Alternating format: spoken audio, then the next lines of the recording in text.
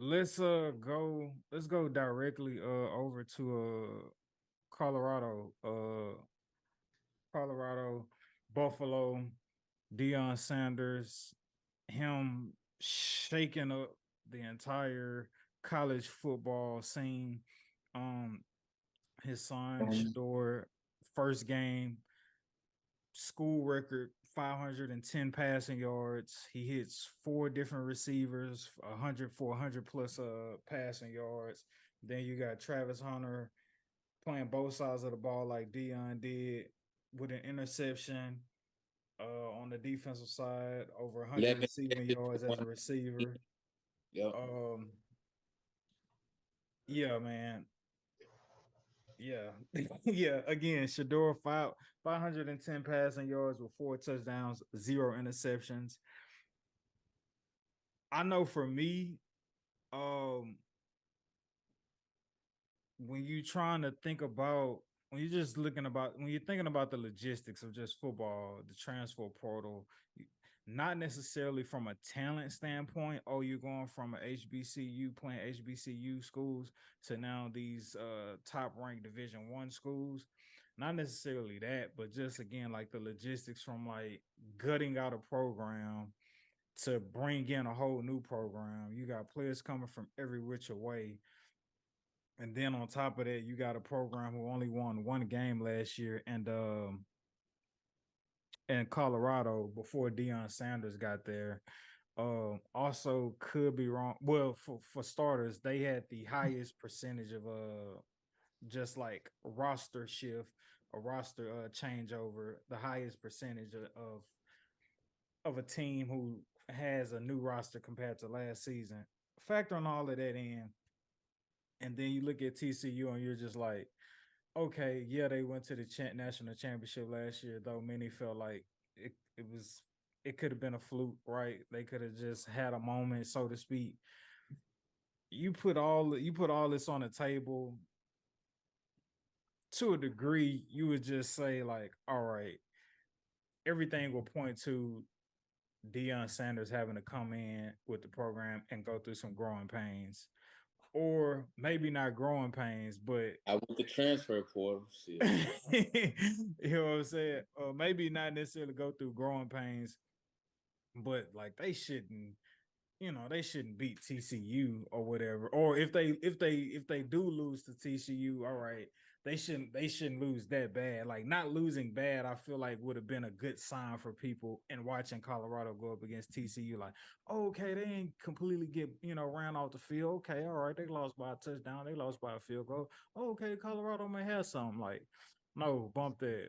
We're gonna come in here, we're gonna put up 45 points against the runner up from college football from last season. We're gonna come on y'all turf.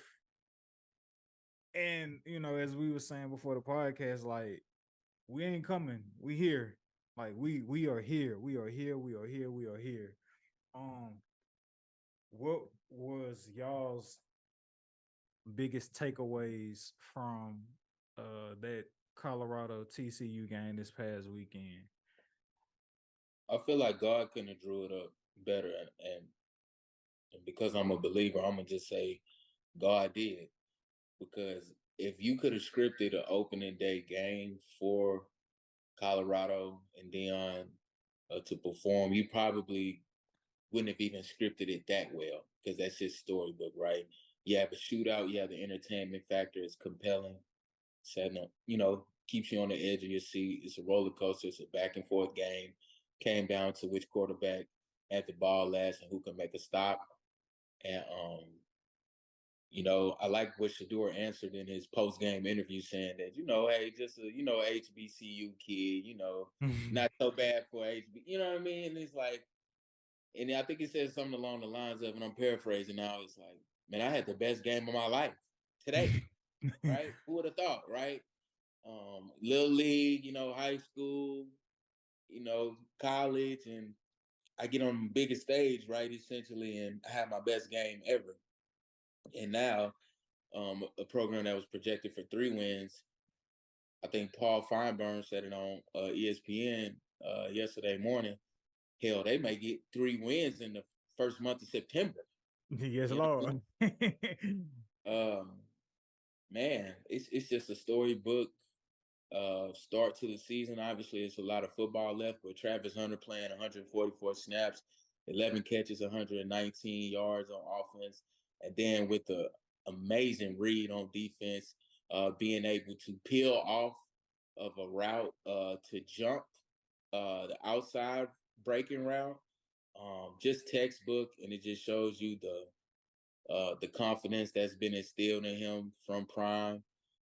And then just the tutelage, right? Being able to learn from a guy who, you know, went to go back, over 300 in the World Series and then flying back on a private plane to come, lock up your best receiver a few hours, after that. So this is a dual sport athlete guy that he's learning from in Prime, obviously an all-time great, recognized universally as the best corner ever. And he had his team ready to play. And shout out to Dylan Edwards too, because he said before the game that Dylan Edwards, again, another transfer portal guy, go figure. Um, he said he would have a big game. He would say he said he would have a splash play, and sure enough, he had about 3 to 4 splash plays with 4 total touchdowns, 3 receiving, 1 rushing, over 150 yards receiving. So it's looking like, you know, they may be here for a long time. It's looking scary. They definitely look like they can compete with the big schools. It's just down the stretch. That's all I always look at. It's down the stretch. If it'll be enough, it will be enough to always have a winning record. But will it be enough to really, get that national championship? I feel like Dion can do it. I feel like he can put the ideologies and the, like you said, tutelage within the team to be able to get over the hump. But who's to say how long? And who's to say how long Colorado will give him? But for right now, it's looking pretty good. And they gave that man $29.5 million. He got a long leash, extremely long leash. Yeah. No, And with that said, you think he'll get it done with that? I think Dion stays put. I know with a lot of coaches, they like to see the foundation of their program, i.e., like their freshman class. They like to see them through as seniors, and so I could see Dion putting in a solid 4 years at Colorado before maybe going somewhere else in the college ranks, or making that leap to the NFL, which I don't think is far fetched in no way, shape, or form. Um, Also too, I would have to look into it to like for it to be like fully concrete, but something that I believe that plays a part in their success as a program is the amount of resources Dion has in terms of like coaches. When you look on those sidelines, you see a lot of Hall of Fame players, whether it's on social media, in and out of practices. Um, and so like don't underestimate the amount of resources he has to like be able to get long time friends, being able to go get football geniuses. He's been able to bump elbows, brush shoulders with throughout his career, that other schools don't have, right? Like not everybody has a Dion. Well, nobody has a Dion on their sideline, especially for a head coach who has as many connections as Dion has. So I think that also plays a part with just, added on to how contagious Deion Sanders' energy is.